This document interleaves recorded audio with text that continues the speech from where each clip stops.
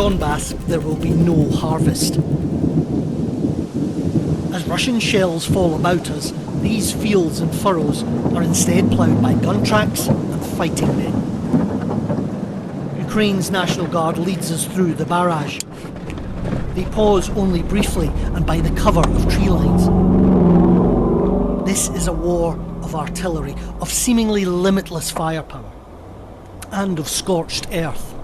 The destruction is measured in the square kilometres. With phosphorus and cluster bombs, Russia burns and scores what it seeks to capture. A canopy of acacias gives some protection from drones, but from here onwards they must go on foot. When Russia advanced in July, they fell back to these bunkers. Here they are defending, for now. Look at the field to your left. They could be coming out of the woods to the firing position. How confident are you that you can hold this line, stop the Russians breaking through? 100%. We will hold it. There cannot be any other option. It's our land. We will fight for every piece of it. Our flag will be in every city on the border lines which were established in 1991. They will not have the power to change this. The breakthrough in Kherson has buoyed spirits,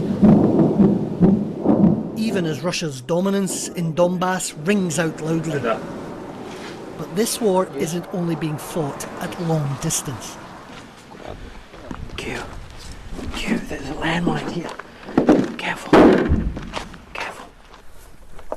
The threat here isn't just the artillery you can hear, it's also these landmines all along this pathway. That's why I'm following very closely in the footsteps of the men ahead. There's another one. They edge closer to Russian positions. Quiet. This is zero line, the front of the front line. Here they are eyeball to eyeball with the Russian enemy. So these are the same men that fought the Russians in Lysychansk and Severodonetsk. Big difference this time, they say, is manpower. Back then, they were outnumbered about 1 to 7. Now, it's 1 to 3. And as defenders, they like those odds. Russians? They're literally at the other side of the river. The farthest point, the very edge of this conflict. It's a lonely and deadly outpost.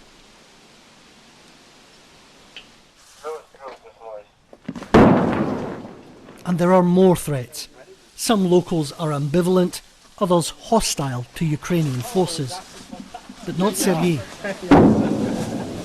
Where is your wife? And is it hard being apart? Yes. Every hour, every moment I miss her. It's difficult without her, because I love her, and she loves me. What a life. But I think we will get through it all. Everything will be for the better.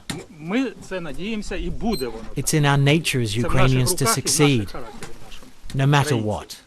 I'm not a nationalist, but I believe in Ukraine and our armed forces.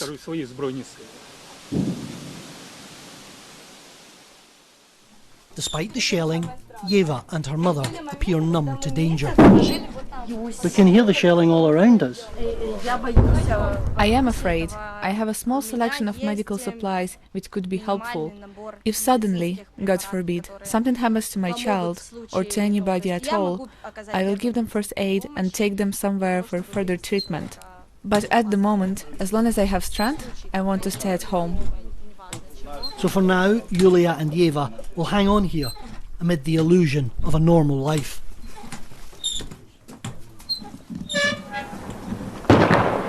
In villages and towns for hundreds of kilometres, there's no school, no work, no life. A country frozen in time and in conflict. Few live this war as fast and as close to danger as Ruslan and his team of army medics. The cost of hesitation lies all too apparent by the roadside. Speed is a matter of life and death for them and for their patients. Their ambulance can't afford to wait until the shelling stops. Unlike those around them, the vehicle isn't armoured. Fresh obstacles from Russian shelling appear in their path daily. Russians came and destroyed our roads. They destroyed our industry.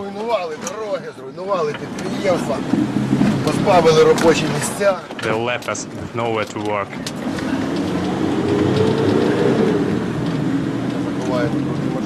But there are times when even Ruslan and his medics have to take cover.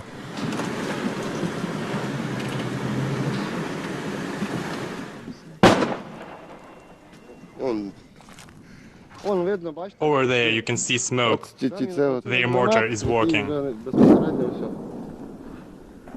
Ruslan, we can see Russian incoming mortar fire here. What do you do when you have casualties out there and this kind of firepower is coming in? What decisions do you have to make?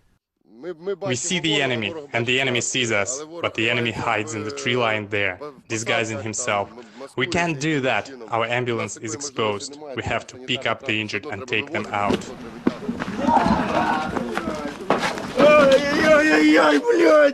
Russia's viciousness is the daily burden of Ukrainian combat medics. This man curses in agony.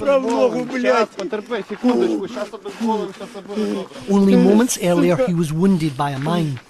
They're still not sure of his injuries. But in this field hospital they have an intimate knowledge of the damage that shrapnel and artillery do to the human body. They are covered in blast wounds, their limbs broken.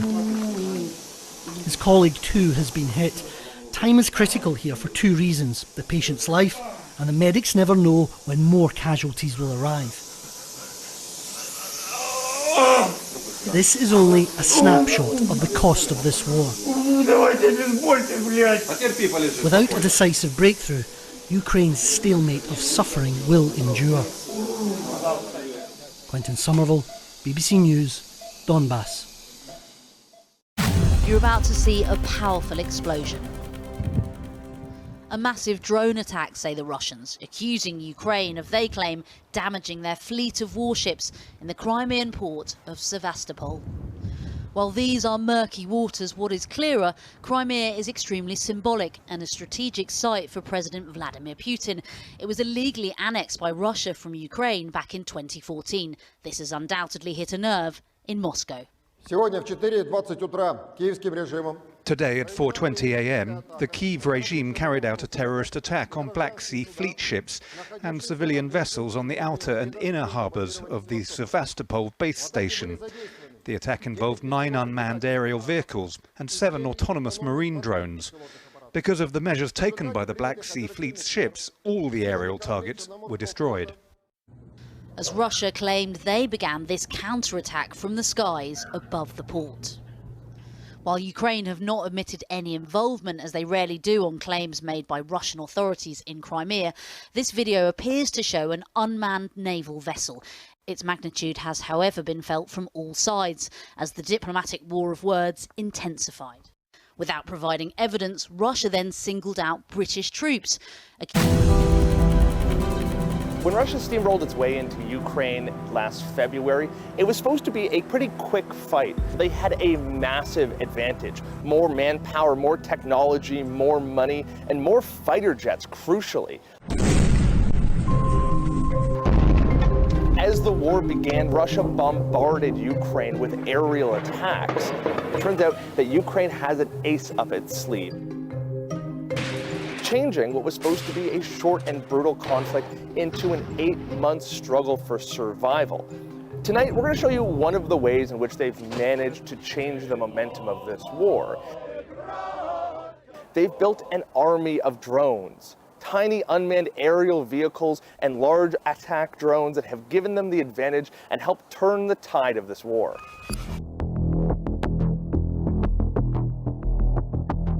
It's only been through support of its allies, particularly in NATO, that Ukraine has managed to build what it now calls an army of drones. After the initial onslaught from Russia, Turkey stood up and delivered a shipment of Bayraktar TB2 drones to Ukraine.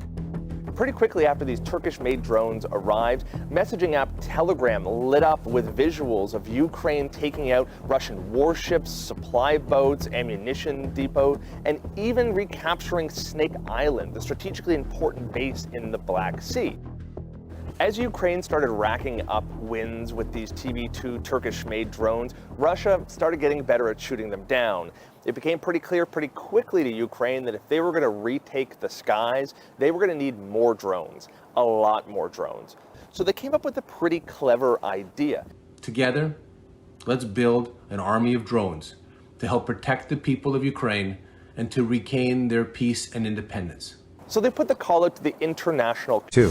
Hold their positions. The Russians also claim that the Ukrainian army lost part of the territory in the Kazemivka area and retreated to Berestov. Ukraine does not comment on these statements, and does not confirm them. In today's summary of the General Staff of Ukraine, it is said that the Russians attacked the Andriivka settlement, which was repulsed. By the way, on the map Andriivka is displayed as Rozivka. Apparently the settlement was renamed and this map is outdated. In the Lyman direction, according to Russian Telegram channels, the Ukrainian army is striving to reach the Krasnoarkhansk, Makiivka, Pishchain crossroads. At the same time, according to their own statements, the threat of a breakthrough of the armed forces of Ukraine into Chervenopivka is great. That is, apparently, it will be hot here in the coming days. Ukrainian troops will try to break through the front. The Ukrainian General Staff reported in the morning that the armed forces of Ukraine repelled a number of Russian attacks on the Kramatorsk direction in the area of the settlement of Bilohorivka,